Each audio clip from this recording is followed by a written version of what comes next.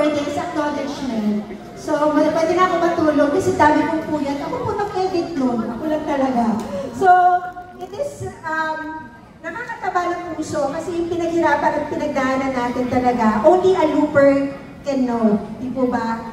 Kada makakakita ako ng mga naka-t-shirt na looper, feeling ko barkada ko na sila eh, sa daan. So, iba talaga nagagawa nung pagta-travel around the Philippines. Iba yung nagagawa sa ating pagkatao, nadidevelop talaga tayo as a person.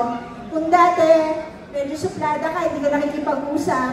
Dahil sa loop na to, lahat makikisalamuha ka unti mo locals, mga kapwa looper, mapa small bike o big bike, mapababae man o lalaki. Kaya, thank you sa achievement nito and mukhang next challenge ko po Cordillera, sir. Cordillera challenge naman. Thank you!